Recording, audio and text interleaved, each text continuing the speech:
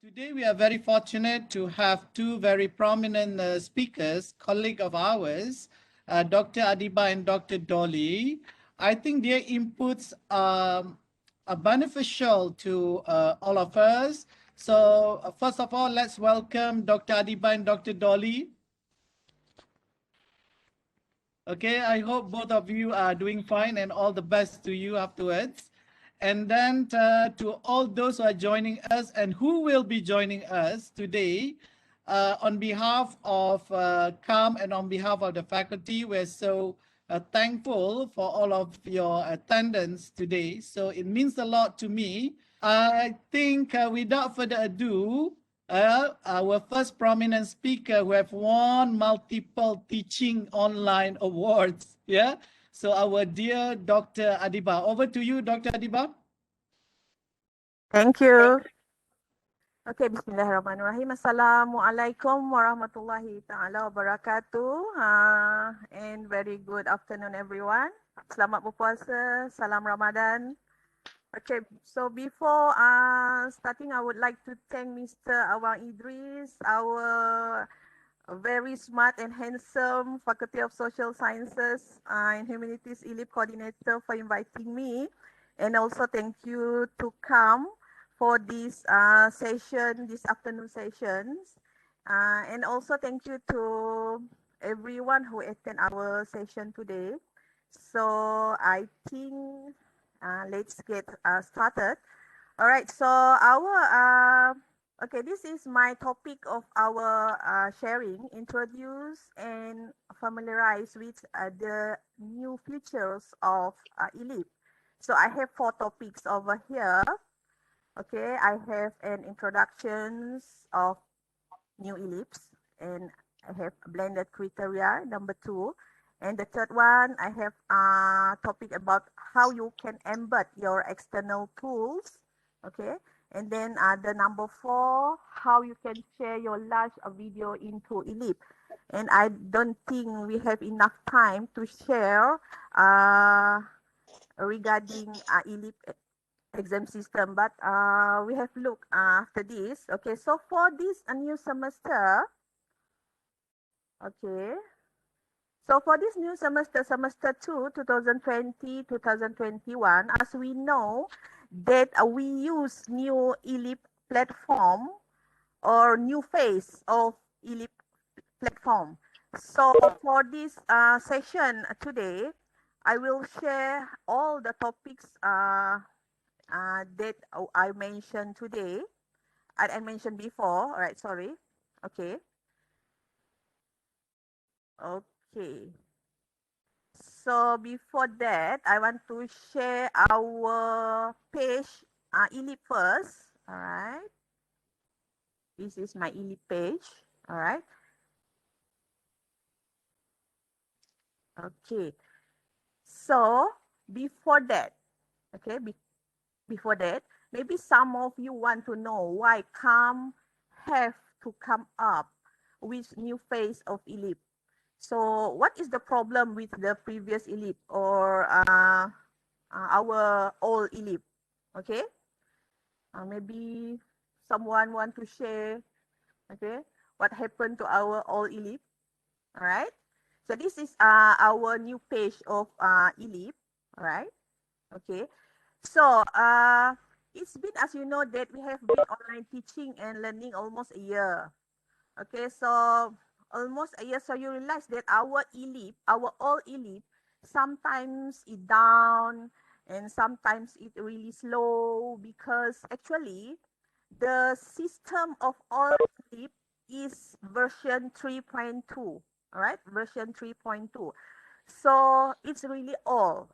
All right, so currently our new Elip is a version 3.9. All right, this is our new Elip, is version 3.9. So this is the main purpose for the new Elip, is actually to make sure no more lagging with Elip, because previously sometimes we have problems like too slow, Elip couldn't open because I can say previously it's too old and couldn't handle a lot of users at the same time. So we hope this new eLEAP managed to solve all this kind of problem.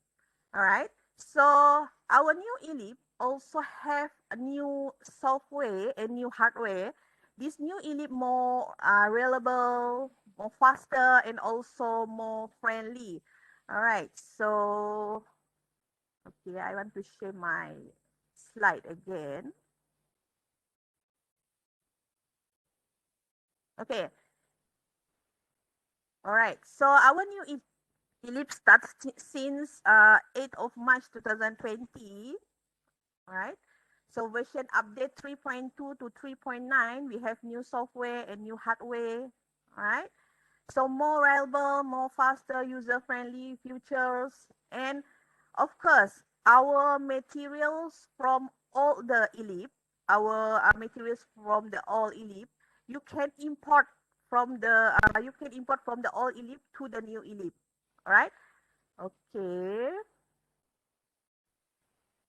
So for new eLEAP, okay, so for new eLEAP, at the top of eLEAP, page, if you can see here, they have course search, they have a support here, they have exam, they have mock over here, they have vaults, and they have help bar at the top of the eLEAP, the new eLEAP, right? So different compared to the old eLEAP, we did not have direct access to this exam page, okay? Like this exam page, this is exam page, okay? You just log in over here, okay? You just log in over here, and then you can direct to our exam page, okay? And then we also direct to your MOOC. Okay, you can click right here. Okay, you can direct to our MOOC. And you can direct to our, okay, this is open learning, MOOC. Okay. And then you can direct to our all eLEAP. This is our all eLEAP. Okay. Yeah, this is my all eLEAP. Okay, you can see here. Okay. You can import all the materials from Vault eLEAP or all eLEAP to the new eLEAP. All right. This is all the materials from the all eLEAP. All right. Okay. You can direct access from the new eLEAP page. Just click at the top of the bar of the new eLEAP. All right. Okay. So what about eLEAP Vault? All right. Okay, eLEAP Vault. Vault actually a chief of our all eLEAP. Okay, most of us would like to access our all eLEAP because our learning materials inside the all one. So I think you want to access your all eLEAP. You want to take your materials from your all eLEAP and transfer to the new eLEAP. So if you want to access to your Vault eLEAP or your all eLEAP, you have to request for access to the Vault eLEAP. Okay, means you have to email to CAM, okay, elip@unimas.my and request for your username and password.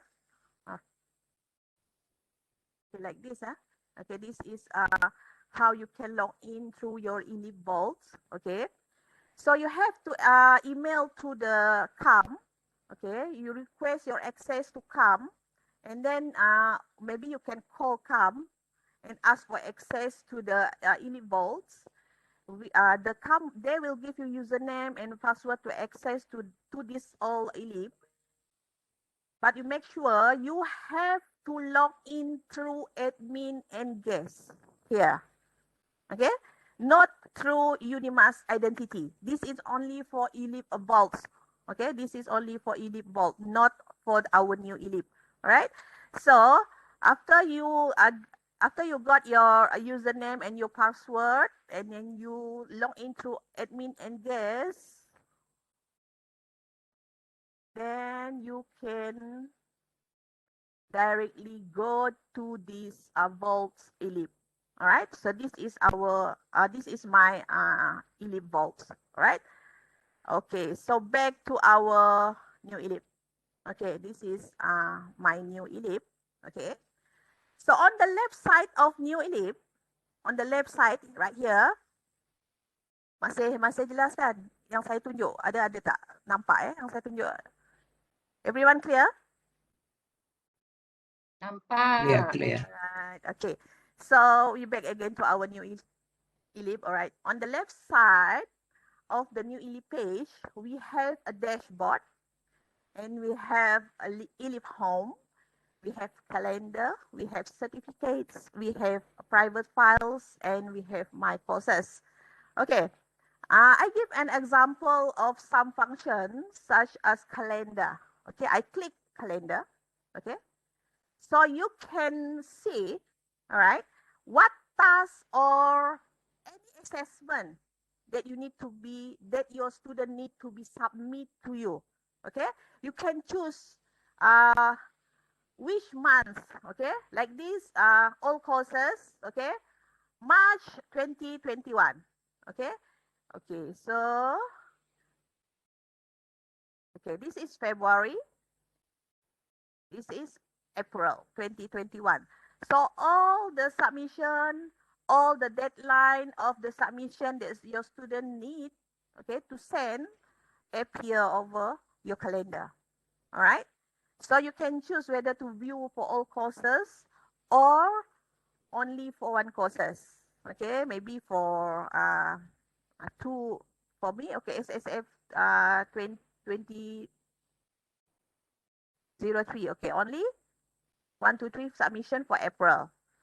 But for all courses, ada banyak dekat sini. Alright? Okay. Okay. And then you can also click view a blue item. This is not blue, this is purple. Alright? The purple column here. Okay, like this. Okay. Yes. And will come out all the relevant informations about the submissions and the tasks that you give to your students. Okay, okay, like this. Okay, computer application and planning. Okay, submit your lab exercise here, all the deadline over here, and then you also can go to the activity. Okay, you click here, and then you can go direct to the activity like this. Okay. Okay, this is your calendar. Okay. Then we go to your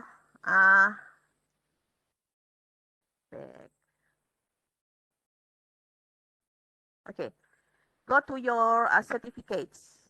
Okay, certificates. If I'm not mistaken, these certificates for completion. And for these certificates, only CAM can issue any certificate related to any task that complete. So you can contact CAM regarding this matter. Okay, okay. And then your private files. Okay, we go to the private files. Okay, you can also share any files here. Dia macam simpan files lah, alright? But limited only 100 MB. Okay, maximum size for your file is only 100 MB. Alright? And then you click my courses. Under my courses is all the courses that you taught in the current semester. Okay. So like me, I have 1, 2, 3. I have like I have 3 courses over here. Okay. So you can click one of your course. Okay. So like this, SSA 1023, Malaysian Social History. Okay. So right now we already on our course page. Okay. This is my course page of Malaysian Social History SSA 1033. So as you know before, this our all Elip at the right corner over here, at the right corner, okay, we have the blended box. Okay, indicator for your blended. Okay, indicator for your achievement of your blended status. Okay, together with 3 stars. Okay, but now for our new eLEAP platform, if you notice that we didn't have that kind of box or any stars. Okay, so this may cause you wonder about your status of achievement. Okay, about your achievement of your blended status. Okay, so I have asked these questions to come, and the answer is, if you want to know the blended status for your course, you have to email them, and they will inform you what is your current status. But for me, before that, better that we do our own calculations. This is actually encourage us to do our own calculation for our blended achievement. Just a simple math, okay? You have to remember ERA-CAS 1732. ERA-CAS 1732. What is ERA-CAS 1732? Kita tanya Awang Idris lah, what is ERA-CAS 1732? Okay, what kind of numbers of 1732? Okay, so I share again. Okay, that is all of our part for introduction for our new eLEAP page. Okay, so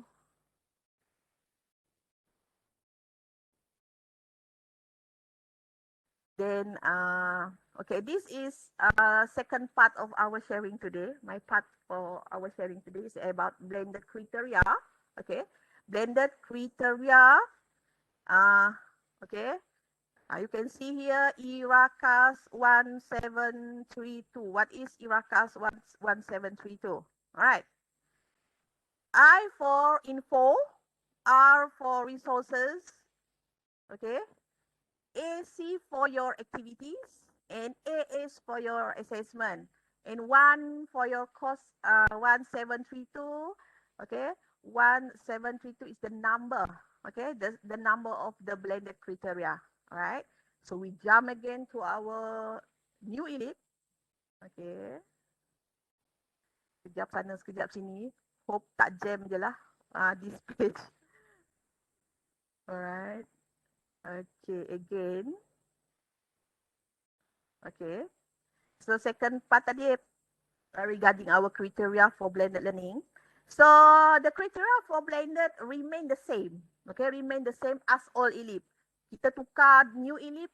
Okay, tak bertukar. Our blended is still remain the same. Okay, remain the same as all eLEAP. So you have to remember this. Okay, you have to remember 1732. Okay, 1732. Tadi yang saya beritahu. 1 for your info. Okay, like this. You have already info. You have announcement to your students. Okay, you have your introduction and your course outline to your students. 1, 2, 3, 4, 5, 6, 7. We already have 7 infos right here. Okay. Okay. So for your course info, you only need 1 for achieve your blended status. All right. Okay.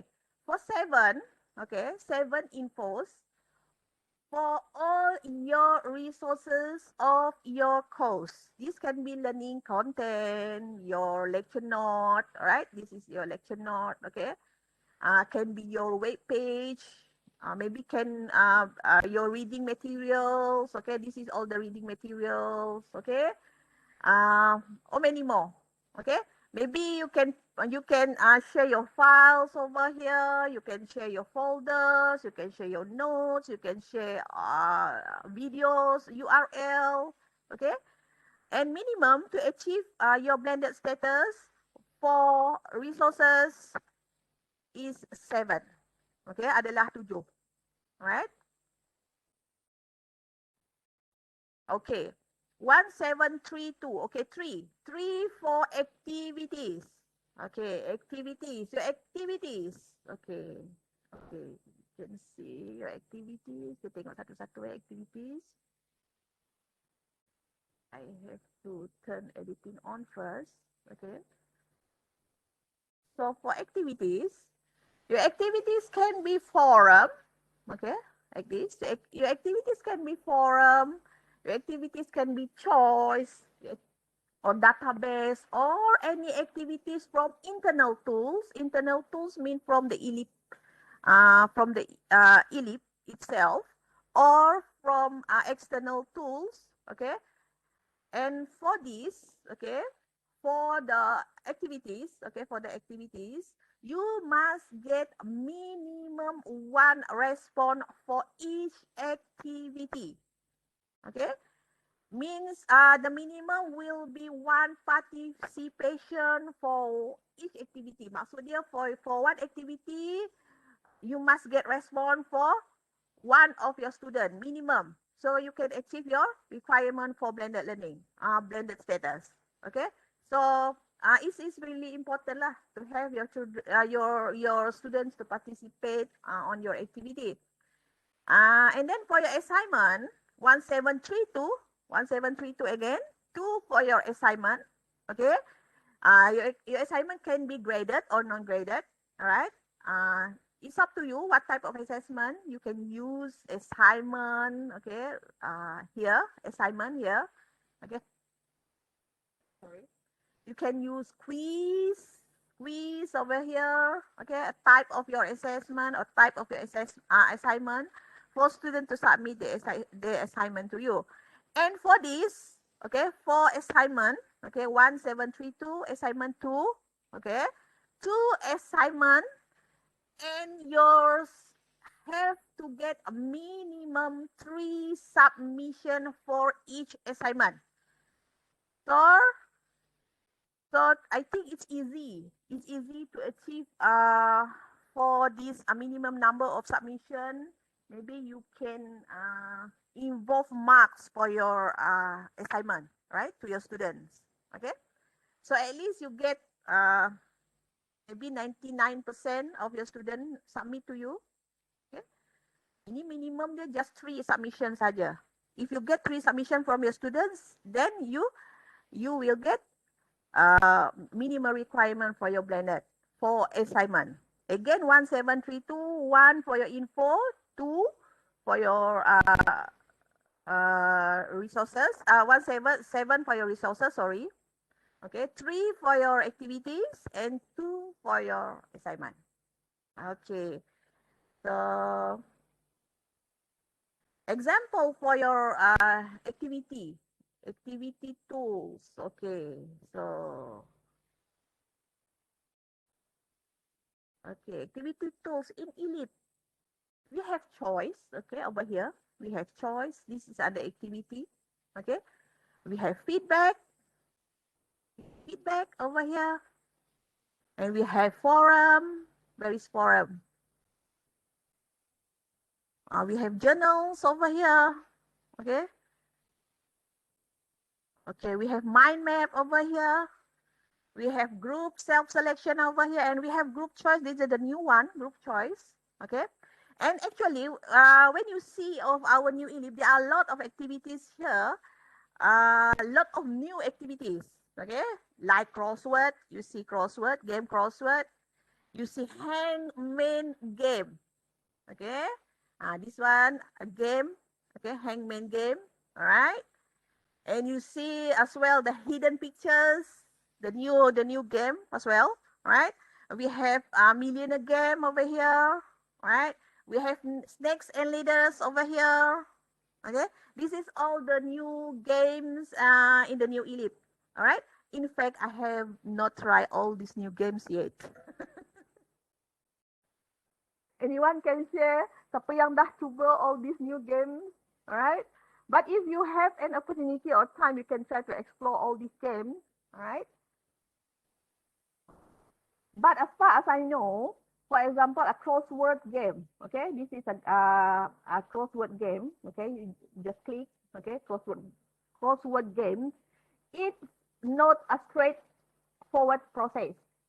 Okay, what I mean is not a straightforward process because first of all, you have to ready with the sources of equations, the source of questions. Okay, this is source of questions. Okay, to solve of equations, and you need to choose it whether from the glossary, okay? You need to choose, okay, either from the glossary or any questions that you have in your ELIP, right?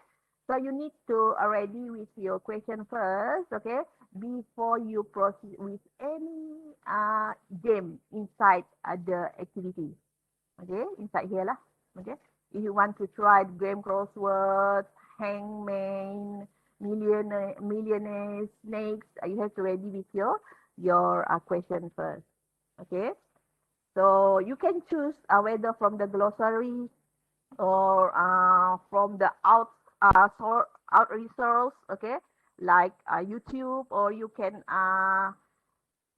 use your bank questions, okay, inside your vault ELIP, and then you transfer to your new ELIP. All right. So apart from internal tools, this is all internal tools, okay, into ELIP that we can use for our activity. We can also use our external tools, okay. External tools like word world game, okay.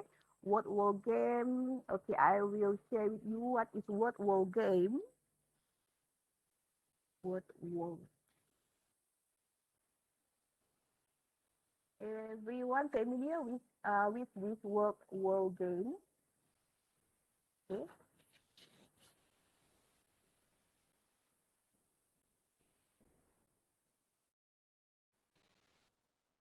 All right. Word world game. Okay. There are lots of games, lots of activities. Okay. Games over word world games. Okay. I have already tried several. I would love to have a maze chase. Maze chase. Okay. Maze chase. Mana maze chase? Okay. Saya ada cubalah, okay. I have tried several maze chase because it just remind me how I love the Pac-Man before, okay. Pac-Man is my childhood games, okay. And we have bingo, okay. We have also have bingo. We had word search. We have random wheel. We have whack-a-mole and many more, okay. Dekat word world ni saja ada banyak game, alright. So this is external tools yang you all can try with your students. Okay.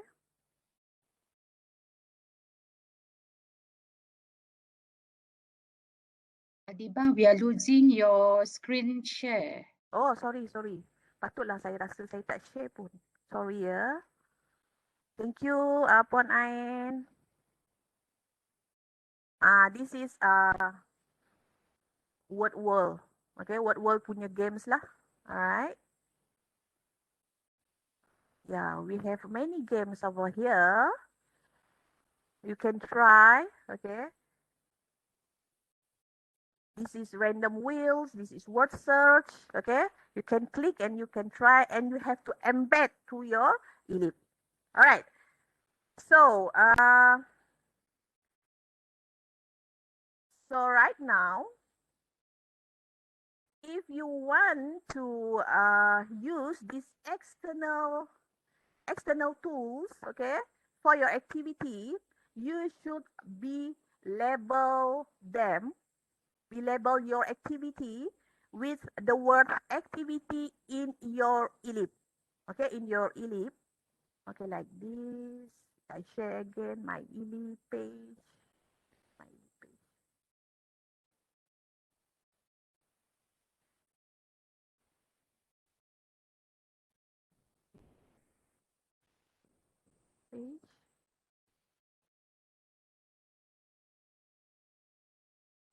Okay. Saya bagi contoh, I give my example for my own activity to my students. Okay, like this. Okay, this is class activity. Okay, this I use Padlet. Okay, I use Padlet for my activity. This is class activity. Okay, I use Padlet. Okay, so you have to put or label your activity as activity, class activity 1. Okay, then class activity 2. Okay, I use puzzle box. Okay, so it can be counted as an activity. Okay? And do ensure you have to link or embed all the activity to your course page. Okay, like this. Macam ni saya dah embed lah. Okay, my Padlet saya dah embed masuk dekat, already embed to my Elip page, and already embed my puzzle box to my Elip page. Okay, and you have to report to come for checking and verification for all your external activities. Okay. Okay, so I jump to my part yang ketiga, my third part today, about how to embed external tools like this. Maybe ada yang dah tahu, okay? I think most of you dah tahu macam mana how to embed your Padlet, how to embed your YouTube, okay, to your Elip page, okay? Alright, so okay, share my slide.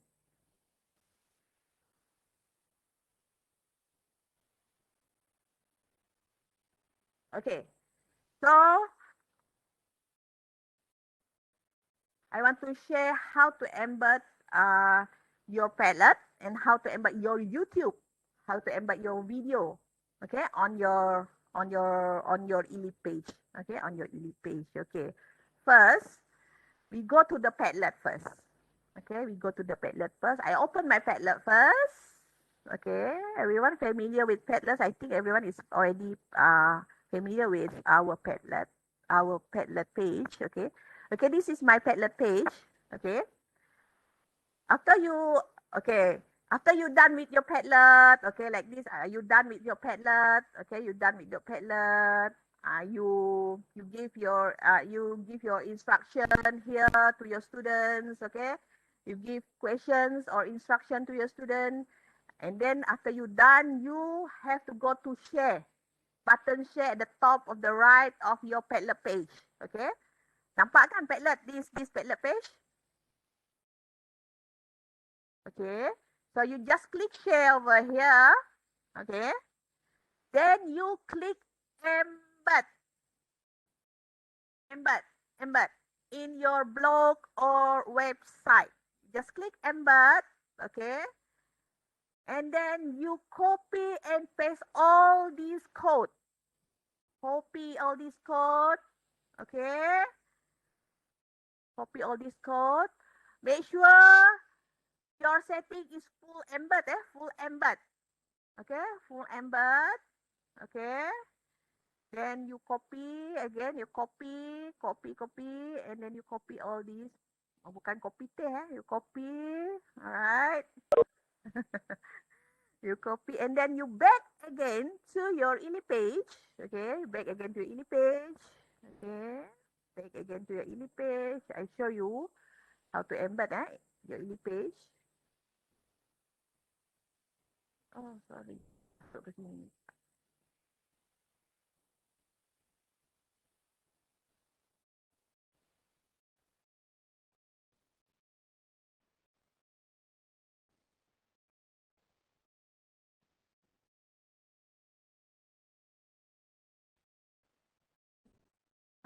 Sorry.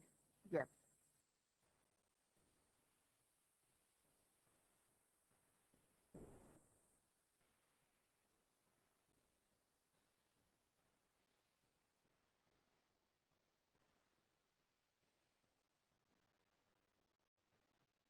Go to your again.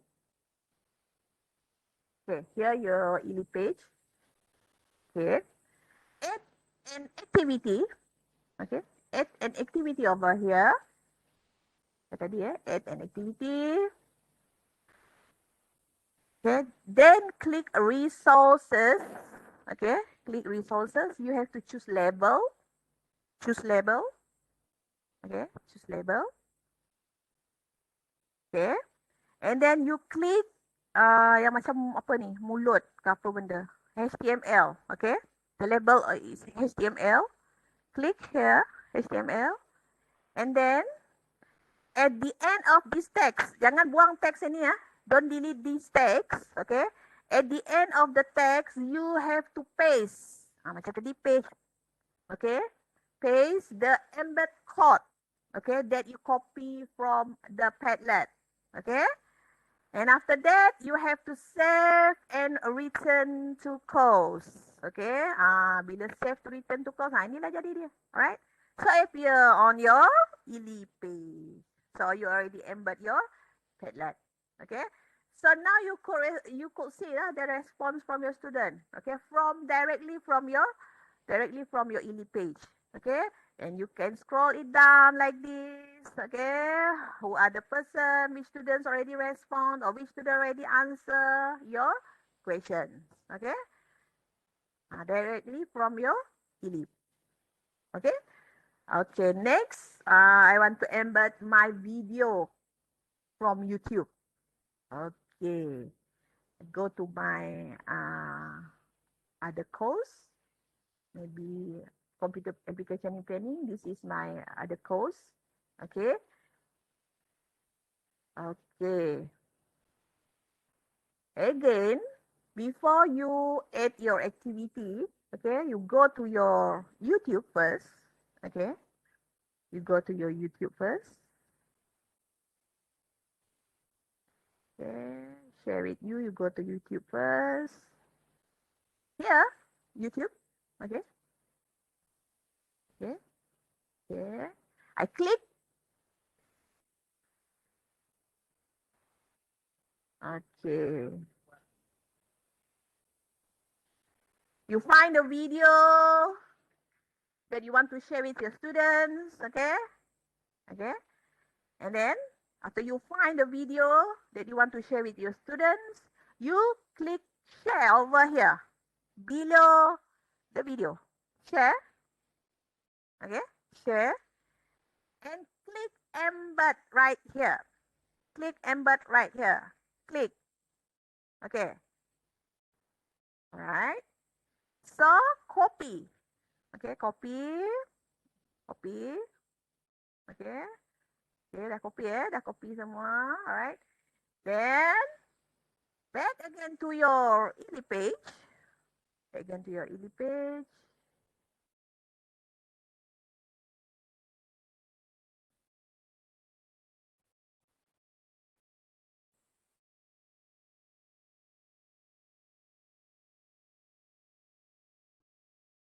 Page.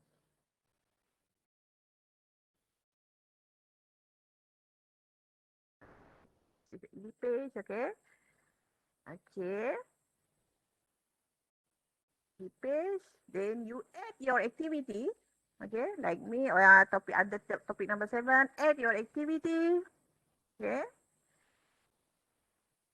Then resources. Okay. Resources. Click URL. Okay. URL. URL. Okay. And you type in the name, maybe computer and video. And then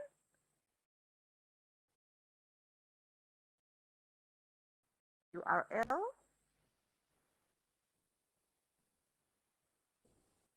Right here.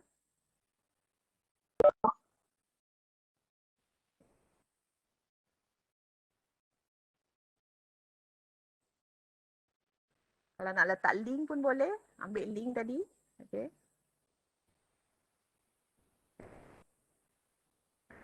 Sekejap saya I take the link from the video first.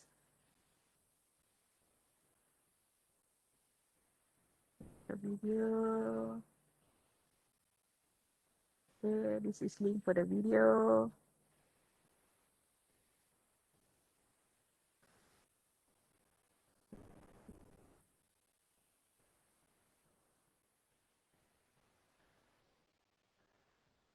Sorry.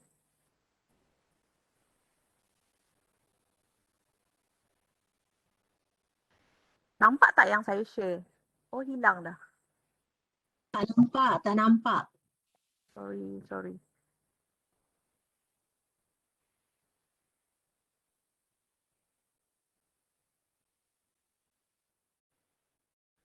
Okay, I share again.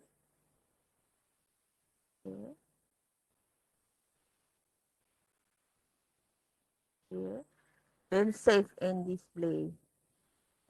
Then you tengok dekat sini. Ni nampak kan? Dah nampak eh? Alright.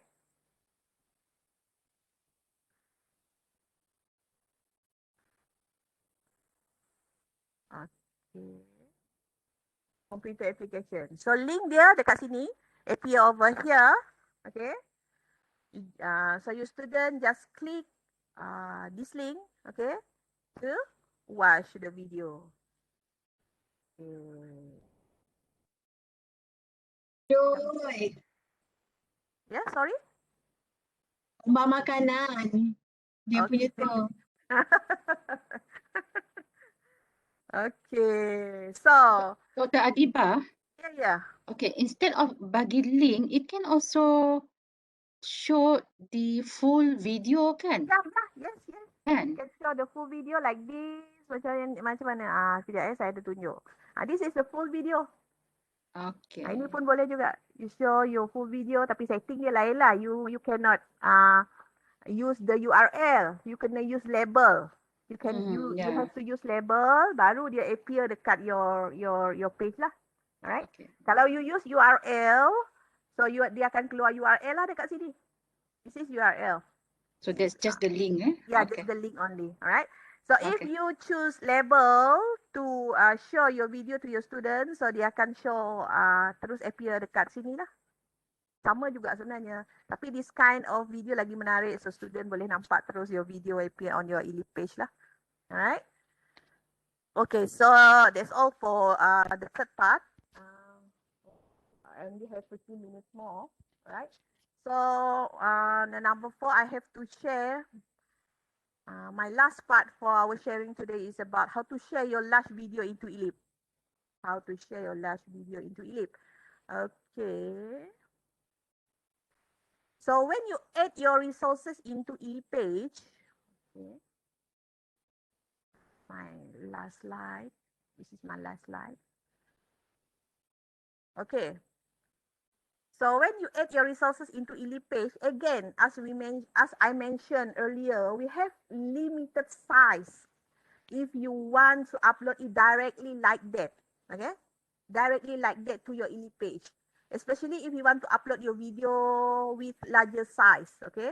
So it couldn't be uploaded directly to your eLEAP page. So for this kind of situation, my suggestions is if you have a really long video, like 2 hours video or 1 hour video, I guess almost 30 minutes of video also have a larger size.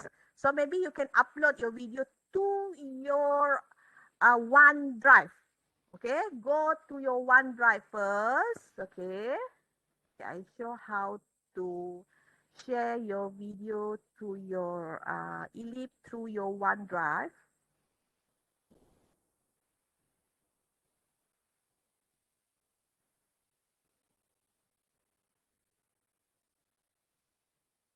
Okay, first, you have to go to your email page, okay, your email.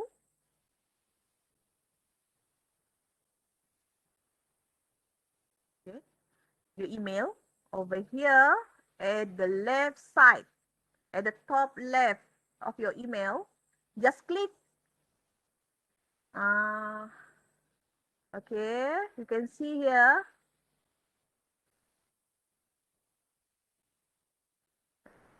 See here. 1, 2, 3, 9 dot at your left side. Okay, at the top left of your email, just click, and then you click OneDrive over here. Click OneDrive over here.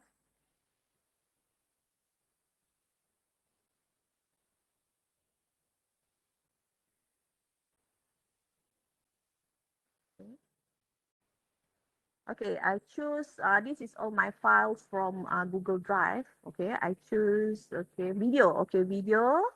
I click folder video, click my folder video. Okay, like, okay, I choose unbearing the past. Okay, unbearing the past. Okay, so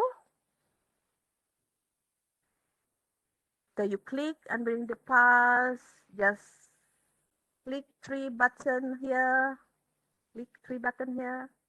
okay, or you just click over here. Oh, sorry, no. Okay, just click and copy link. Okay, copy link. Just click the three button over here. Okay, again, click three button over here. Okay, copy link.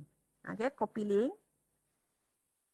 Okay, but before you click copy, okay, before you click copy, this is a directly setting, right? This is you have to make sure you do you don't want your students or anyone edit your link, okay, or edit your video. So you don't want your student who edit your video, so you have to change the setting first, like this, okay, and you have to untick allow editing, untick over here, okay, untick. This is a blue tick, untick. Okay, apply. Okay, apply. So when you untick, you not allow editing from others, okay, from your students, okay, and then you just copy the link, okay, you just copy the link and then back again to your eLEAP page, okay.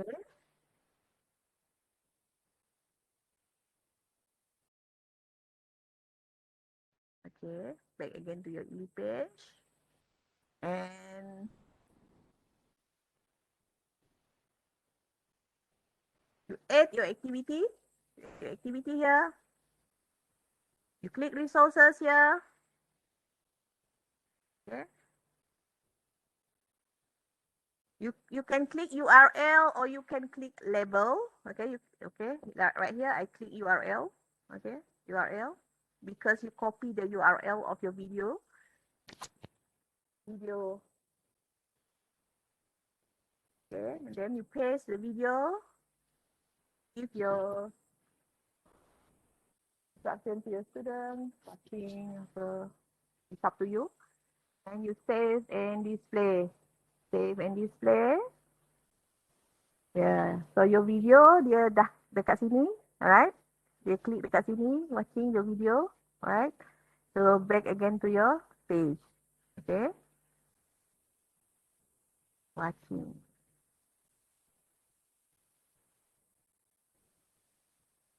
Video, okay?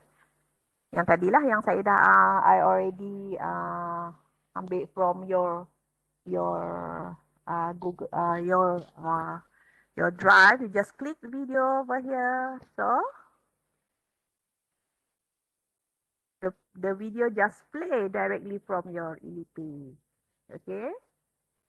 This is how, okay, you transfer or you save your long or your big size of your video to eLEAP page, okay? So I think that's all for my part. I already have one part actually, our eLEAP exam system, but I don't think we have enough time. I don't think I have enough time to share regarding our eLEAP exam system. So I hope my sharing today can give maybe all of you dah familiar with our setting, with our eLEAP, our new eLEAP, okay? But if you have any questions or any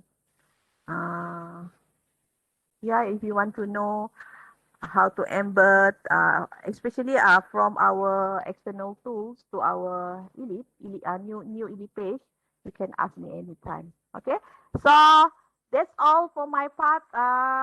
Thank you, everyone. Thank you again for joining my session. So I pass again to our handsome coordinator, Mr. Awang Idris. Okay, thank you. Handsome girl. Okay, thank you very much, Dr. Adibah. That was indeed very insightful, very beneficial, although in a quick time frame. I personally have learned quite a lot, new features of the new eLEAP. I think Dr. Adibah has offered us probably personal coaching if we need help from her. I think she is the right person in the faculty for us to build and enhance our blended learning teaching tools, yeah?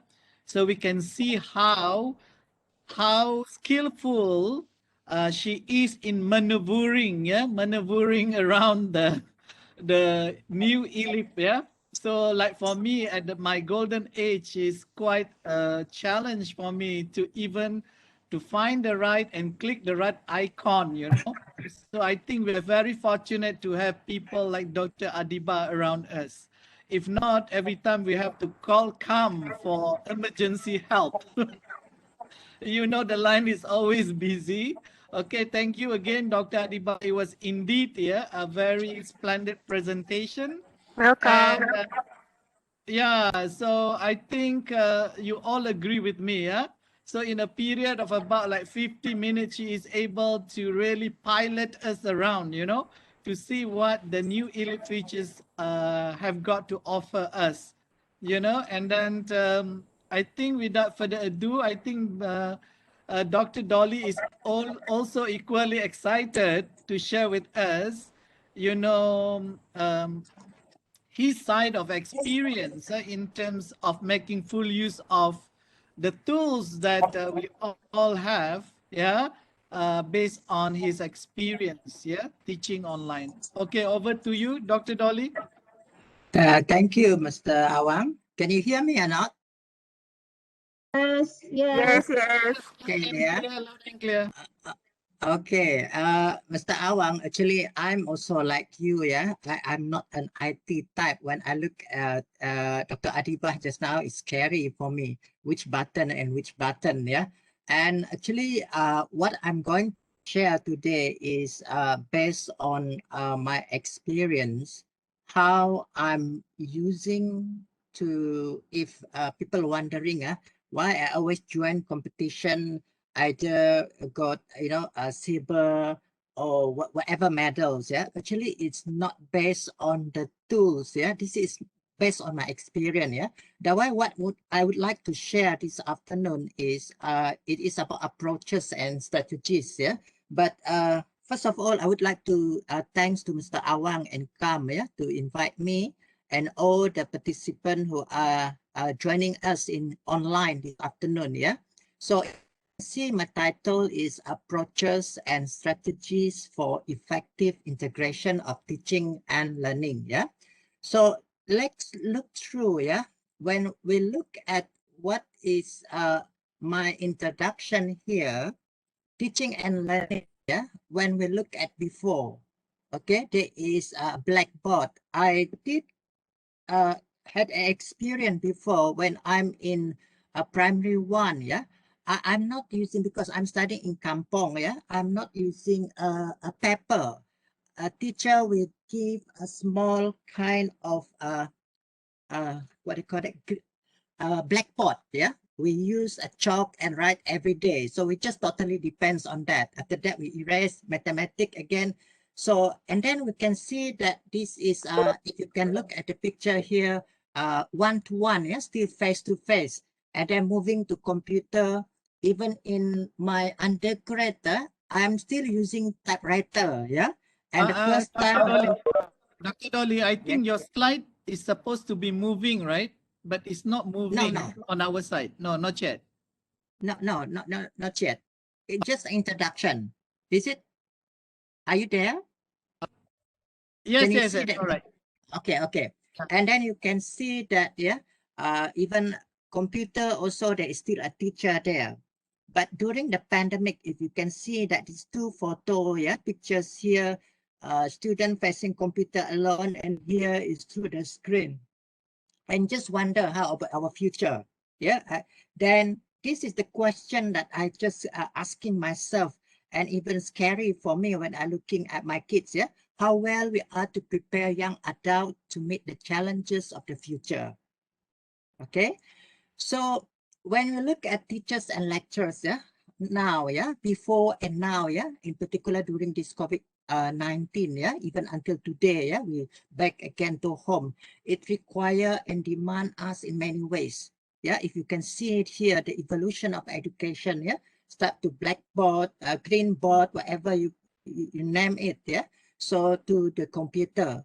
So, but thank God, actually, yeah, when we are under NCO that day, I'm scary, yeah, because I said how to use the online thing, yeah. We agile to change, yeah, ways of teaching and learning through online, either Zoom, either Webex, either Microsoft Teams or Google Classroom, and etc. Yeah, but now the question is, the topic today is not to teach, yeah, on to show you how to use this kind of tools or software, but actually how to put our creativity ideas. And I believe all of you out there, you have your ideas, but how are we going to delivering our teaching and learning, including our assessment? Actually, this is the very important component that is delivering teaching and learning and include our method of assessment, how we implementing and applying it in our course, which will bring meaningful.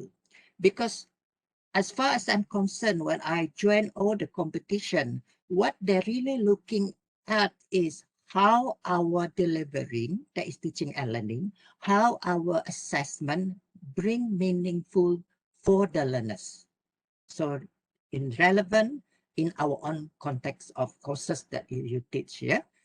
So the approach and strategies, if you're looking at our UNIMAS context, that why I try to put in this kind of diagram so that we have a clear picture, okay? Because before, if I joined UNIMAS in 2002, yeah, I didn't see that we have my class, the term of HIPS or FRC, yeah, or ELIPS. Even ELIPS before we have Morpheus, yeah.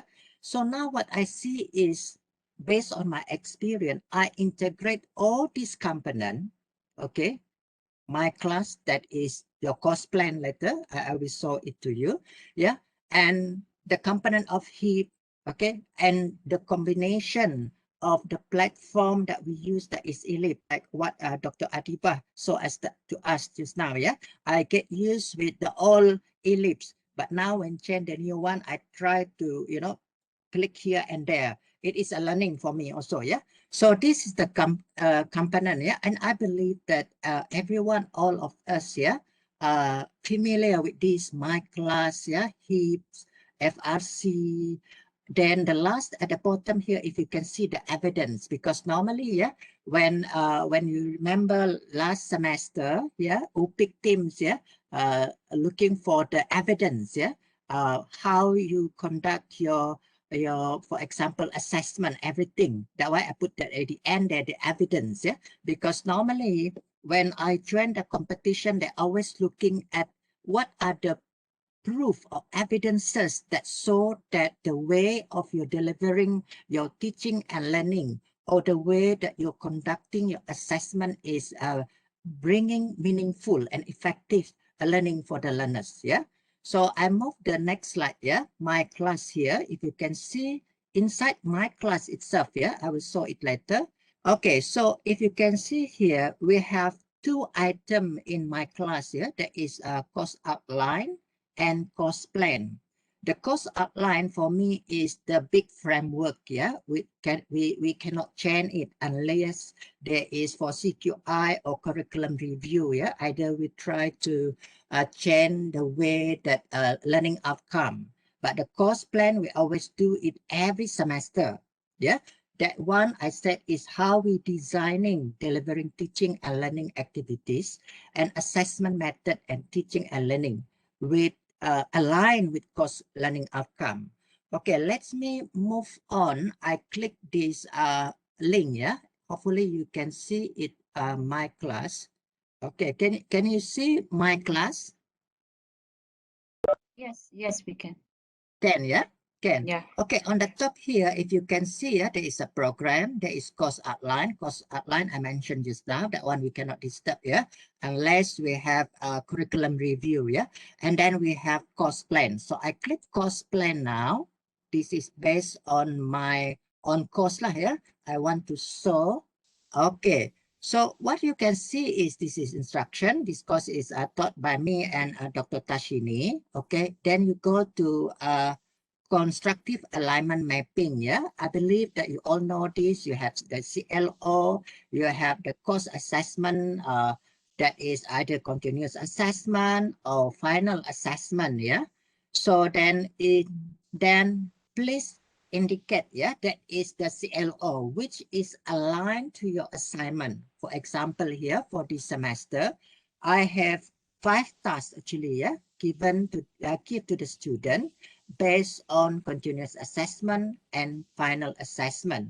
What I try to highlight here is how you match or align it with your learning objective.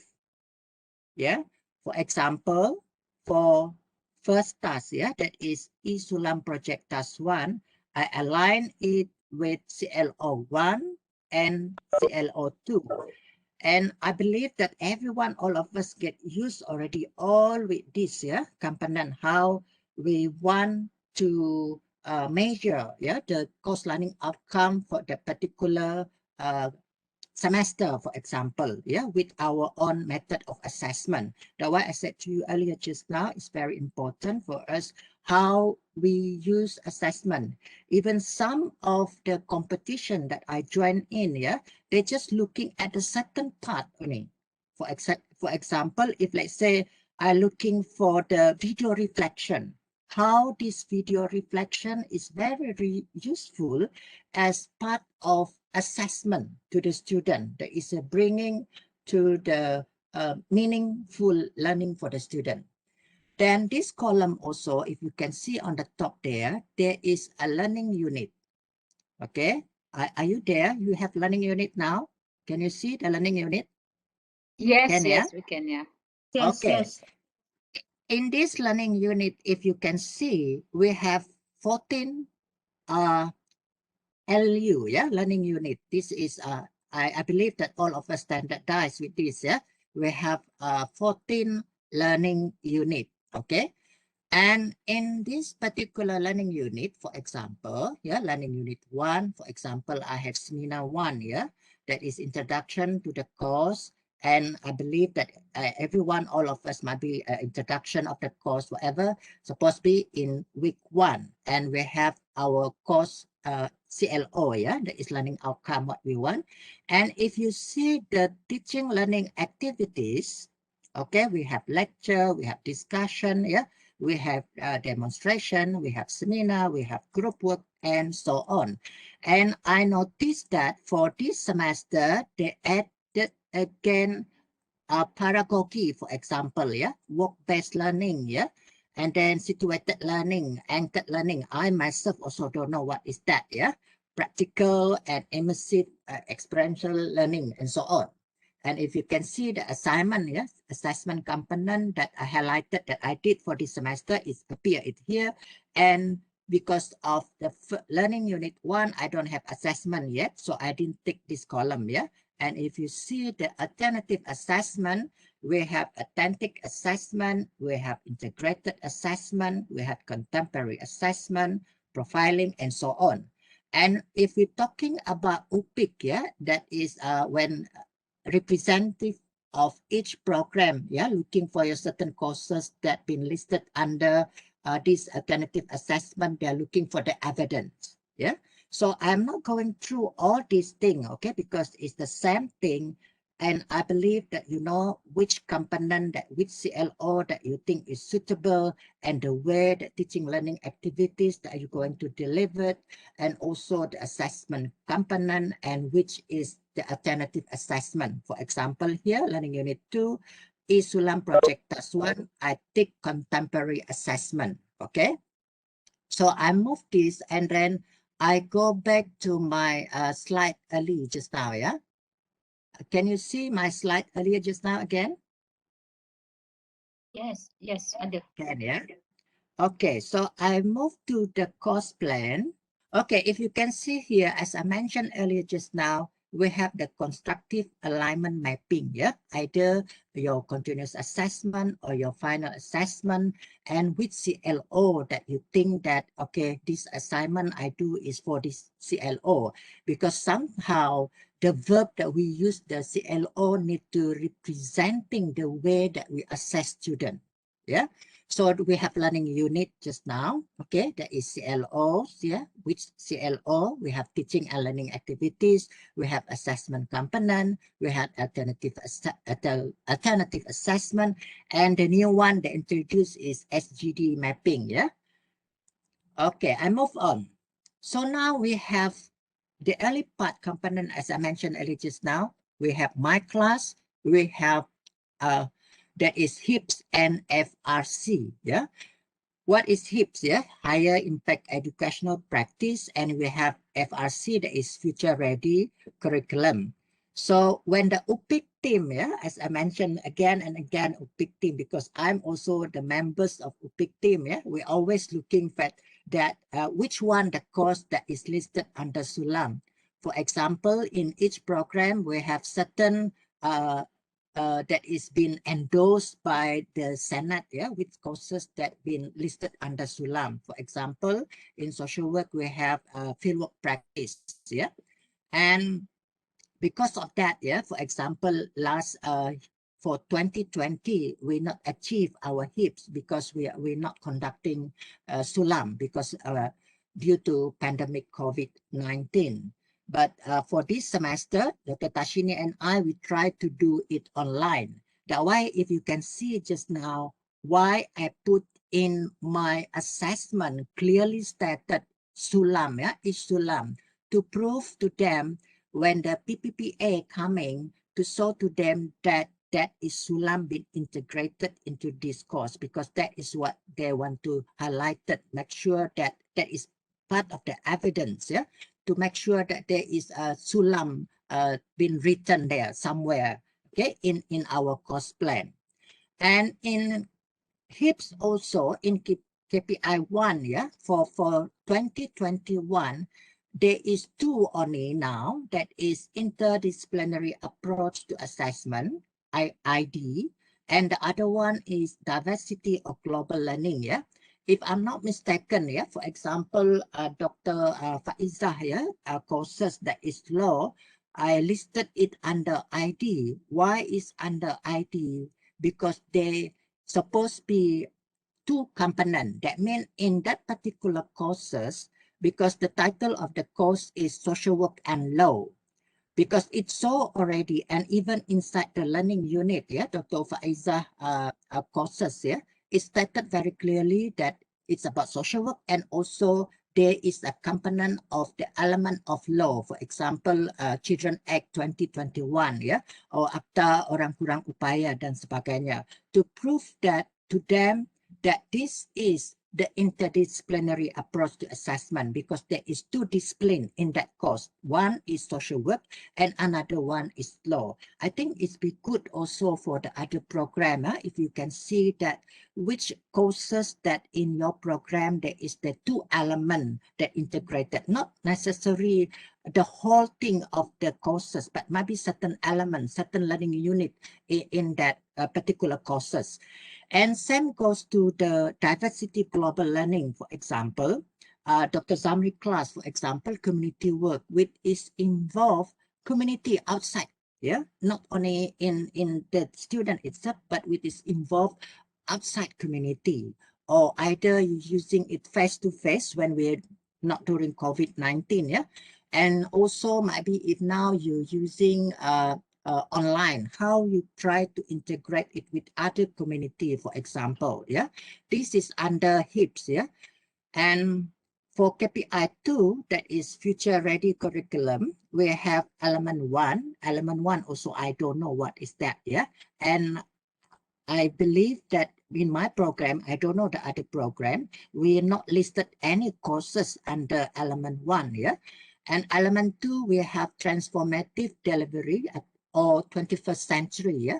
We have pedagogy, pedagogy, cybergogy, yeah? Immersive experiential learning, and so on, okay? This is the course that, for example, yeah, as what I understand, yeah? For example, pedagogy, how you delivered your course. For example, pedagogy, that means is para, that means is peer. That means there is element of group work, for example, okay, group work. And make sure that if you're doing your group work, the way that you're doing it need to be stated down clearly, and there is listed of the student name, listed student name or group work or picture, whatever, to show that there is a proof that you are in your particular courses that you are using pedagogy, for example. Yeah. So element 3, alternative assessment. Yeah.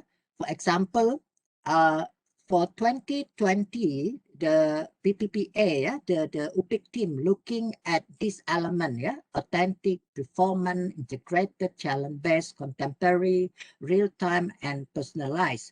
But for 2021, they no longer put contemporary and real-time, yeah.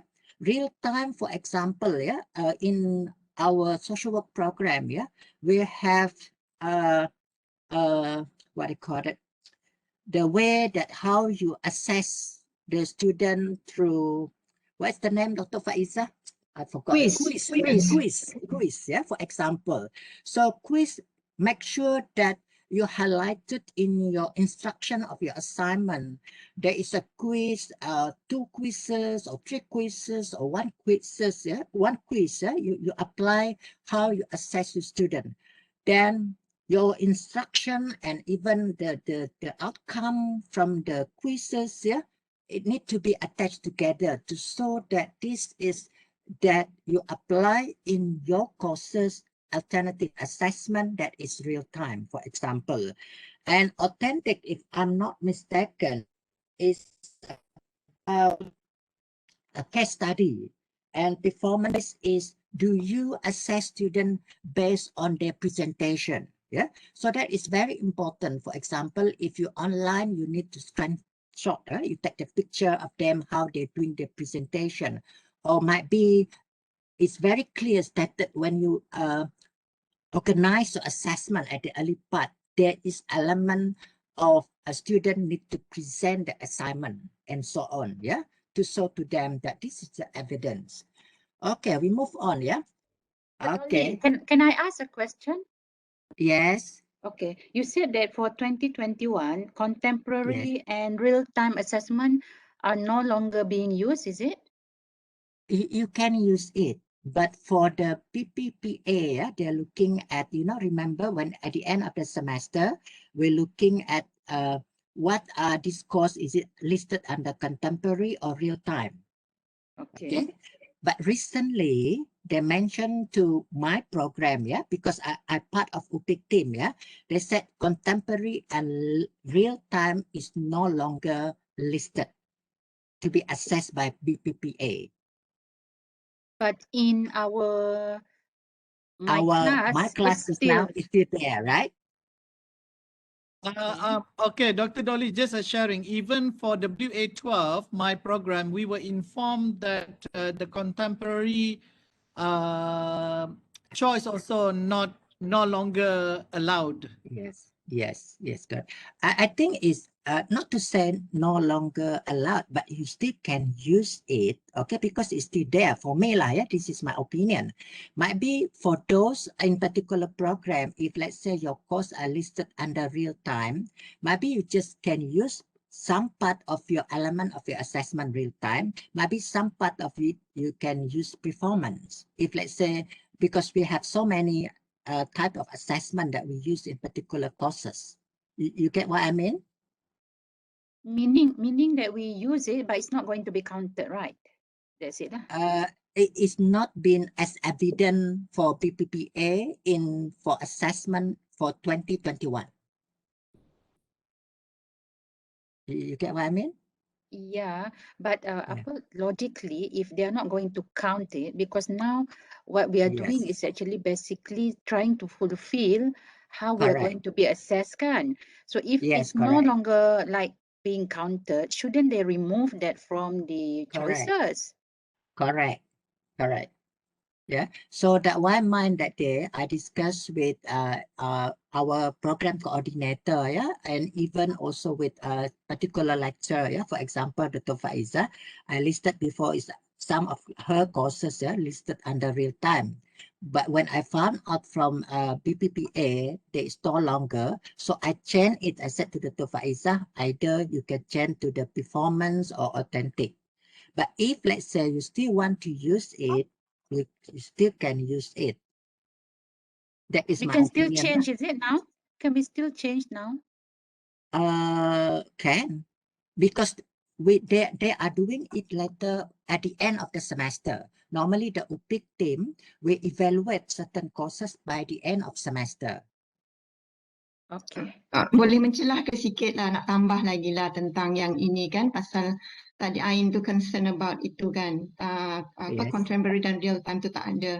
Ya, true, sebab I believe that BBPS dia take turns lah untuk for the assessment during a certain period of time, and it's actually those who are UPIC member, they know and they should communicate to the members in the program. Sebab dah tahu awal sebenarnya kan, Dolly, hari tu yang masa kita buat Yes. UPIC tu memang kita dah Correct. diberitahu memang ni tak ada, dah banyak kali dah bagi tahu. Supposedly this information should be itulah disampaikan kepada ahli program. Yes. Correct. Dr. Dolly. Yes. Okey. Sebab sepatutnya, for me lah, sepatutnya kan, mereka yang menilai audit ni sepatutnya they inform every members of faculties, daripada semua fakulti lah. Sebab kalau kita saja dengar Yes. daripada UPIC, kita tak tahu. Correct. Kalau tim UPIC share, kalau tidak langsung tak tahu. Peringkat saya pun Correct. tak tahu. Jadi this is not fair to us lah. Sebab tak Correct. pernah pun diberitahu yang mereka cut dua jenis assessment ni. Correct.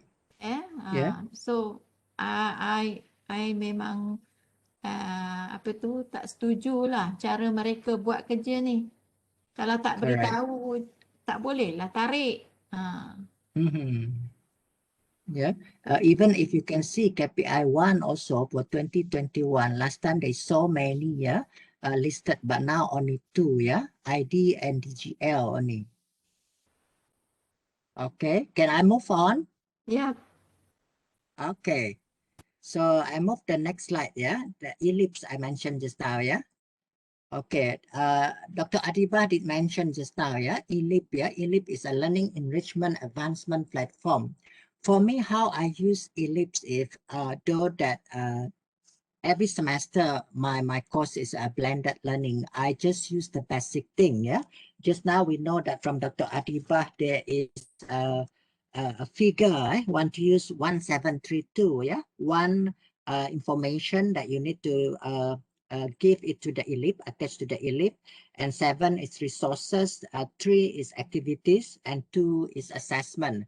Normally I do that, yeah, follow the whatever is a guideline for them. So when talking about Padlet or whatever Dr. Adibah shared just now, I'm not using it. So whatever technologies or platforms, yeah, either online or offline or face-to-face, yeah, real-world setting, classroom fieldwork, and etc. So all these components like mine, I prefer face-to-face, okay? And real-world setting with the student need to attach outside, okay? And if doing the counseling, the real case study that they need to use and so on, okay? So I move on talking about evidence. If you see the early part I mentioned just now, we have my class, we have HIPS and FRC, we have Elips, and we have evidence. So the combination of that component and the evidence, yeah, when I join all the competition, normally they want to see the evidences, okay? Is it your CLO achievement? For example, at the end of the semester, yeah, the way that we assess the student based on the learning outcome just now. Is it achieved or not? And then course evaluation from the student. What is the feedback from the student? Okay, that is the good thing about the way of teaching and learning, or even assessment. Yeah, that is that the commented there is very useful. They learn, you know, easy for them to understand, and so on. And the other thing is student reflection. Yeah, and because some like mine, I always do assessment at the end. Yeah, there is a self-reflection from each individual of the student. So you can use that as evidence that the way of your delivering your teaching and learning, and might be your assessment also, it is bringing the meaningful for them. And also might be the testimonial from the agencies. For example, before when no COVID-19, student is attached to the agencies, because the agencies also need to give a feedback to evaluate the student. So that testimonial for the agencies actually as evidence that the way of your teaching and learning is bringing is good feedback from the agencies. And last, why I put my marks, I'm not very good giving marks to the student, as an evidence for them that showing that it doesn't mean if there is so many A student, that mean the way of your teaching and learning is good. But for me, based on my mark, rarely student got A. The highest might be A minus, and even some of them got C or C minus, something like that. So my mark I put at the bottom, because the evidence that what they want to see is the SCLO, the course evaluation, the student reflection, and also if, let's say, you involve with the agencies outside, what is the feedback from the agencies. And categories of teaching and learning, if you can see that when I joined, actually, I just try, it's like a learning for me also. In UNIMAS level, we have teaching a word. I don't mind to, if let's say, for end of this semester, any one of you who are listening, how to put in a proper way that your courses, for example, I said to you just now, teaching and learning, or the way that you do the assessment to the student, this is the categories, for excellent teaching excellent award in UNIMAS. For example, teaching award, excellent immersive learning experiences, face-to-face, immersive learning experience, blended, award that is might be online, for example, might be Elip just now. Excellent Transformative Teaching Practice Award, okay, Excellent Assessment Practice Award. For example, for last semester, I try again myself to put Excellent Assessment Practice Award, which I found out that by using a case study in my assessment, okay, from the case study I given to the student in that particular course, is actually I can see that the student are really learning something, because the case study is the real case study. Okay, so I try my best again to join the competition. I don't know yet the result. So this is the Teaching Excellent Award, and at the national level, for example, sorry, I back again. For national level, for example, I have joined a TELX, by that is last year during COVID-19, we threw online how we present our teaching and learning innovation, which I won a silver medal.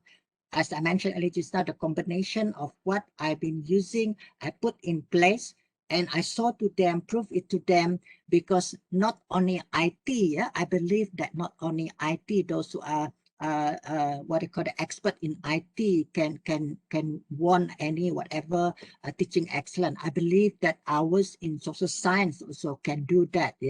So also, for example, in International University Cannibal, I won I forgot already, and UNIMAS curriculum. What lesson that I have learned through all this is like putting in place. initiate and cooperating, integrating the above element just now, your My Class, your CLO, and you're delivering your activities, teaching and learning, and your assessment. And make sure that align with your CLO. It's not about result, yeah? It's not about 100% A. It is about your CLO achievement. How you going to, for example, CLO 1 to achieve in that particular semester, to prove that the student is, because if you can see there is a bar, yeah? At the end of the semester, we can see the CLO achievement, yeah? Either 100% or 60%, or it doesn't mean also need to be 100%, but the better if 100%, lah, yeah? If our CLO is achieved, but it's not looking by the result, yeah? By the grade. And the course evaluation also, that is from the student, yeah, end of the semester, and also the feedback and reflection from the student. They said that the way that the delivering of activities or the way of you use a role play, for example, or by bringing them to the agencies, for example, yeah, or I believe that you have so many ways that you delivering your teaching and learning, yeah, but it's bring meaningful, the feedback from the student. So that is the evidences that you can prove that the way that that is what we hope, yeah, by looking at that. It's not just about IT technologies, yeah, to software platform, because I'm not good in that, yeah, but your ideas, creativity in integrating, cooperating, all this delivering teaching and learning and assessment, put them in place. When you put in place, that is, they call it innovation, yeah, hoping that will bring meaningful and effective learning for learners, yeah, that is for our students. Okay, next, yeah. My conclusion, come to the conclusion already, yeah.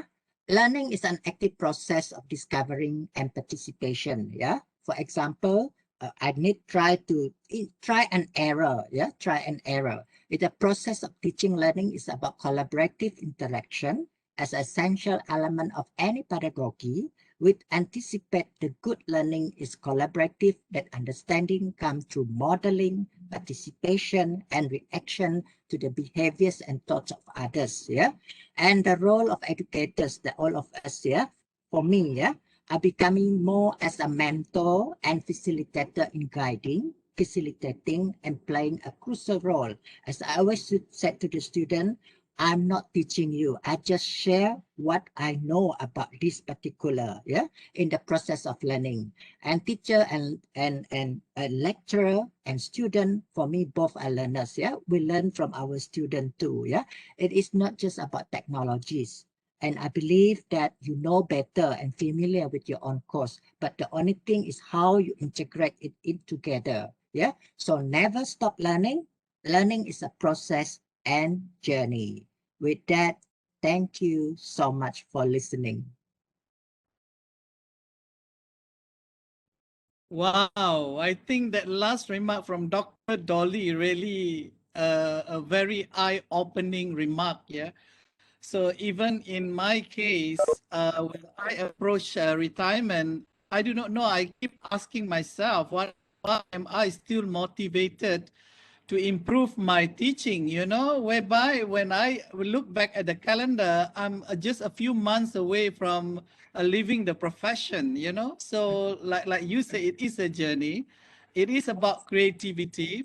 So I think, as I mentioned in the early parts of our workshop today, when we kick-started the session for this afternoon, I already have told you that Dr. Adibah and Dr. Dolly, they are in their own elements, you know, when they come to sharing with us. So you can see the contrast between the two, but at the end of the day, they converge into proving to us that whether you are IT geeks or non-IT geeks, you can still achieve what you want to achieve through your learning activities, yeah, your Yes. teaching and learning activities. So I think, Dr. Adibah, are you there, Dr. Adibah? Yes, I am. I'm here. Oh, I'm still here. Dr. Dolly is definitely here. So now we have ample time for Q&A sessions. In case you have some burning questions that you wish to ask any of our speakers. At the same time, also probably you want to do your own sharing. Yeah, because we are only allocated 2 hours by CAM. So I thought it's a two-way communication between us and you, yeah, who are here today. So you can also share your own experience, your own challenges in which you managed to overcome. Yeah, it's not just Dr. Dolly, Dr. Adibah, who is going to address the questions that you're going to pose to them. So I think I open the floor for questions or sharings. Dr. Adibah, can Saya, I ask a saya. question? Ya, ya, Yeah. boleh Kak. Ya. Boleh kan? Regarding Boleh. your Padlet just now, Alright. how many students can send assignments? And then as you showed in your Padlet, there are many students like with their photos. So how many of them actually? Because if I have like 150, can this Ya, okay. 150 can? Boleh. 150 masih boleh. Okay, So far saya pernah cuba sampai 200, masih boleh. Okay, thank you. Maybe tak ada limitation. Saya pun tak jumpa juga dia punya limitation of the submission. But so far saya pernah cuba 198, 189 boleh. So actually, what is the purpose of showing that picture in your assessment tu? Motivation because student punya generation dia suka macam selfie and then show dia punya face, show dia punya works. So bila show dia punya works dekat and then dia yang ramai-ramai yang lain boleh tengok dia punya kerja dekat Elip. So yalah dia motivate lah, dia orang suka, dia happy. The participation itu dia orang sukalah. Yeah, that makes sense. Dr. Adibah, thank you very much. Yeah, thank you. Yeah. Dr. Adibah, meaning that let's say if I have 80 students, 80 submissions or selfies ni can be accommodated by that one Padlet. Yes, can. Boleh. Okay. Boleh gerak, dia boleh scroll bawah and then through Elip pun you can scroll dekat bawah, but you have to embed lah from Padlet to Elip. So dia orang boleh tengok terus from their Elip. I have Padlet, but I only ask them to write up their topics of their assignment, but never tried. I thought it's only that one page, that it cannot accommodate more than that one line of apa yang kita boleh nampak. You can scroll down, you can ask your student to selfie and then semua macam itulah. Ya. Okay, sorry Adibah, tadi mungkin I miss out your explanation. Alright. First, the student have to submit their work in that Padlet website first, yeah. They have to. Kak just share je, dia ada. Okay, maybe I can share first. I share macam mana nak tunjuk. How you can share. Yelah, diorang kena pergi ke website Padlet dulu kan? Tak perlu Kak Zana, tak perlu. Dia terus silakan Elip. Scan je QR code tu dekat from Padlet, akak share je dengan diorang. Boleh. Dalam Elip boleh, dalam Elip. Kalau benda tu dah ada dalam Elip, dia akan terus type di situ. Adibah boleh show, dia terus type dekat Elip. Ya. Adibah boleh show macam mana student submit dia punya selfie tu dalam your Padlet. Dalam Padlet Elip tu lah kan? Yes. Ya, betul. I share my instruction to my student lah ya. Pretend that you are a student and you have to submit, Adibah. Okay, alright. Minat semua dengan Padlet ya. Cantik kan dia bila dia orang share dia orang punya kerja. Tu yang saya suka buat. Yeah, I can see the fun part of it. You can see all of them smiling in the pictures, so that really reflect a fun part of it lah. Yeah. So okay. So this is my instruction to my students. Okay. You take your picture, selfie, and send to Padlet. You just show this QR code to your student, so your student can scan this QR code through their phone. Diorang scan this QR code dan diorang terus boleh apa tu? Boleh selfie dekat situ. And when you get where you get this QR code adalah from your Padlet. Daripada Padlet juga. Itu salah satu cara. Dia ada banyak cara sebenarnya. You boleh share link juga with your student. You can share apa tu QR code. Macam saya share QR code with my student. Okay, saya buka Padlet dulu. I open my Padlet first. Nak dapatkan dia punya QR code, you just go to your share tadi. You just go to share here. Okay. And then get QR code.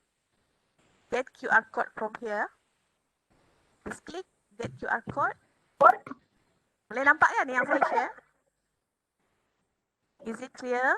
Yes, can. Alright, okay. And then right click, save image. Okay. Save image. Okay. And then you have your file name. Okay. QR code. Okay.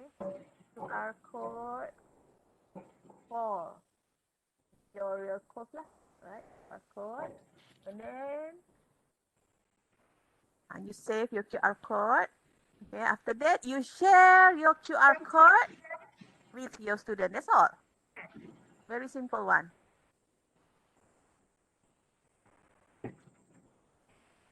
Okay, boleh kan Kak Zana, Dr. Zana? Boleh dicuba. You also can share your QR code. You also can share your link. Okay, you copy the link, this link, and then you share with your student. Also, you can share as well with your student. Okay. Okay. You can Sharing ni kena buat dalam Padlet or can we do it like through WhatsApp ke? Boleh, WhatsApp pun boleh. Boleh, okay. Boleh. Ambil je QR code ni tadi, share dengan your student. So dia orang just scan je through WhatsApp. Boleh masuk terus dekat Padlet ni. Dr. Dolly, saya dah berdebar dah tengok benda-benda ni. This actually, for information also is a value added, value added that how we integrate the technologies just now into effective and meaningful learning for the learners. Tengoklah, kita boleh scroll dekat bawah all dia punya apa tu? All dia punya face, happy face, the show dia punya task kan, dia punya apa yang kita bagi, activity. Just a simple activity saja, but to have fun lah, to have fun with your student. You can embed anything sebenarnya dekat your apa tu your Elip page, Mentimeter. Okay, Mentimeter pun boleh macam Mentimeter dia akan buat live dekat your Elip lah. Macam ni Mentimeter. This is live lah ni. So your student dia akan jawab here, okay? Every time dia answer your Mentimeter questions, dia akan appear here. Ini pun embed from menti.com. Okay. Proses dia sama juga ke tadi Adibah? Macam sama juga. Embed juga. Tapi akak kena guna label lah. Resources dia kena label lah. Okay. Ini adalah apa tu? Google activity. Alright. Contoh-contoh lah yang saya dah buat with my student. Okay. This is puzzle. This is Padlet tadi. Okay, thank you Dr. Zana for your question. Nanti boleh buat personal kalau nak tu boleh personal coaching boleh. boleh. InsyaAllah boleh. Any other questions from the floor? Maybe Dr. Adam, you have anything to ask, Dr. Adam or Dr. Abdallah? So far, I want to ask Dr. Dolly a little bit, but maybe it's not right, but he can give idea. Dr. Dolly, do you think the student evaluation is something should be considered? Because sometimes when I read, I see students write something that is not really up to my expectation. I once read some student evaluation. I saw students wrote that I cancel class. I never cancel class since I'm in UNIMAS. So I wonder how student evaluation are really valid document to be considered.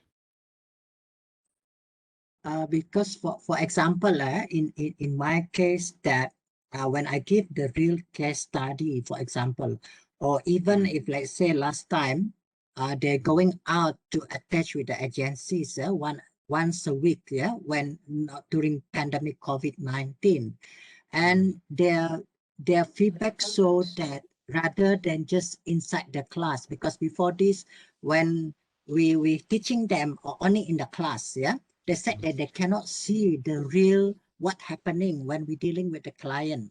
But because they attach aside, in the agency, for example, in the hospital or in the welfare department, they'll be involved with the real client.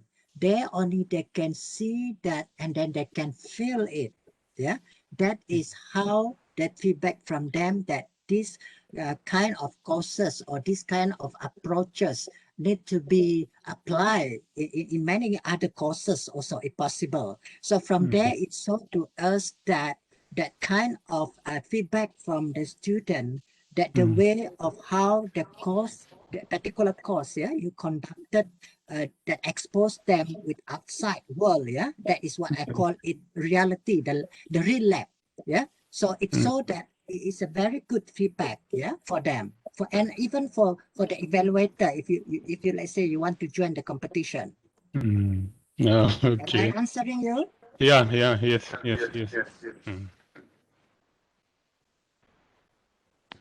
Okay, now we have about 5 minutes before we end today's session.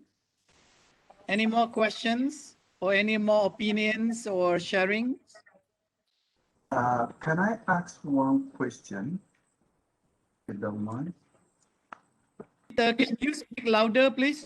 Yeah, can I ask one question? It's regarding games and activities with my students. Sometimes I don't really have enough time to finish my syllabus. I don't have time to play games. I'm really sorry about that, because I'm trying as much as possible to complete the syllabus, try as much as possible to give as much example as possible. I don't have enough time to play games, which means that I'm going to have star all over. So that is always my big problem. I cannot play games because sometimes for me to be able to get to them, I have to drill in local examples and examples and examples. So my biggest problem is this idea that I need to play some kind of game for them to have fun. I know lecture's supposed to be fun, but truly I don't know how to make the game. And if they ask me to play a game and embed it in my Elip, I cannot. I think that's always been my drawback. So if I don't play those games that is listed there, does it mean I'm not fulfilling the blended aspect of this blended lectures and stuff? Because each time I try, I don't have the stats. So my assumption is simple. I don't play the game and I don't blend it. Honestly, it's difficult for me to play games. So what is the easiest way out of it? Thank you so much. Dr. Adibah, maybe you want to respond to this? Okay, okay, Dr. Peter. Hi, Dr. Peter. It's not about the play the game actually. Yes. Okay, to fulfill your requirement for blended learning, you just to remember 1732 that I mentioned before, 1732. Okay. Do you remember 1732? What is 1732? One is about info, 7 is your resources of your course, and 3 you can just choose which activities, which part of activities. Maybe you can choose all journals, or maybe three journals, or maybe you can choose choice journals and quiz for your course. No need game. You don't worry about how to play game with your students, how to you can make your course to make sense to your student, to make a play game with your student. You don't worry about that, okay?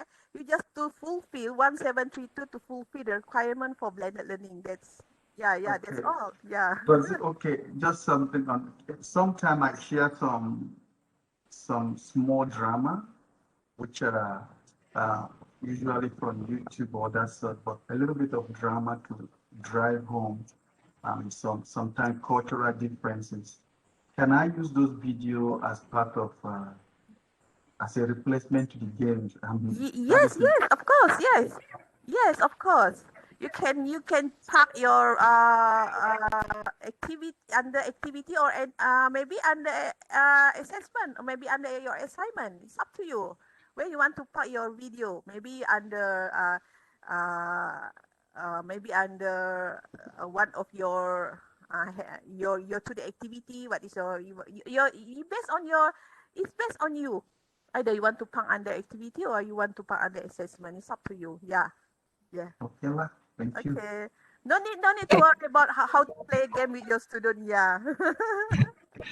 Can I respond to Dr. Peter also?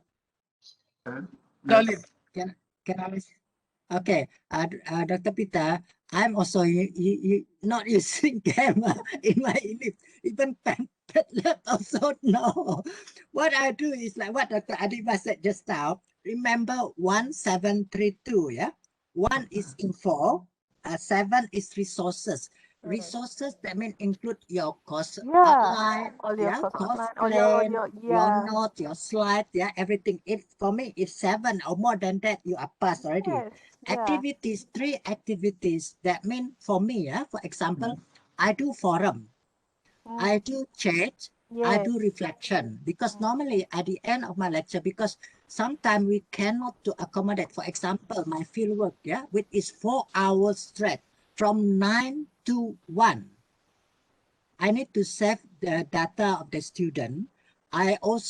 We cannot face computer every day when we're talking about online now. So what I do is make sure that at the end of my, let's say, for example, I finish at 11, for example, something that activities I need them to do in the ellipse. For example, chit chat. The chit chat is not just ordinary chit chat. For example, based on the content of the lecturer that day, the lecture that I given, give feedback. What do you have learned? Or what thing that you can relate in your reality of your life? Because I always put in the reality of their life, what you can see. How do you feel about it? What thing that you might be can think that how to improve the situation and so on. So as long as like Dr. Adibah just now, if got one feedback already is fulfilled. If am I correct, Dr. Adibah? Yes. Compared to last Only time, one response from your student, Yes, compared to the ellipse last time, if I'm not mistaken, at least 3 or 5, something like that. But now it seems like for assignment 3, yes. For no, assignment the feedback from the student. For feedback activity 1. No, because only one feedback is enough, right? Yeah, because if you put your feedback under activity, you need one response from a student. Minimum. Okay. Is enough. Okay. Thank you so much. Okay. Thank you. Yeah, can I offer my perspective regarding this issue, Dr. Peter? I'm also interested. Just 1 minute, I understand, the burden to finish the syllabus is actually big. However, last time, I feel it's very, very tight. The time to finish the syllabus is very tight. And how am I going to do? Always unfinished. Okay, so then when my strategy lately, my strategy is to look the syllabus and to match it with the assessment, where assessment, continuous assessment, and the final assessment. So we just cover for that assessment. So with that, I have kind of quite a free time to do activity if I want to explore games, or in the future, actually, to tell the truth, belum lagi pun, I never try a game, but then with all this strategically tailored the syllabus with assessment, so I think I have a little bit of time to play, to explore all those technology things that I'm very envious for those young people that do. Thank you. Yes, Okay, yes. thank you so much. Okay, Dr. Peter, don't worry. I'm in the same boat. Probably I'm rowing a bit faster than you. I don't do all these game things also because I still subscribe to old school approach of doing things, except the platform that I use.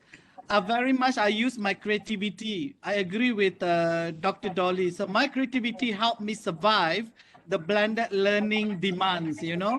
So I try to go around and see what I can do, but I use the minimum number of choices that we have on the platform. In my perspective, I just use feedback, forum, choices, you know, Choices, and yes, quizzes. yes. Those are all the easy ones that you can use. In fact, in terms of group formation, I learned a lot when Madam Noran had her session with us before. So I learned the choices option and then use it for group formation. So that already fulfill one of the activities. So to me, that's very, very easy to do. All right. So Dr. Peter, don't worry. If we want to play game with a student, in my case, we just go to the court, play tennis or play football.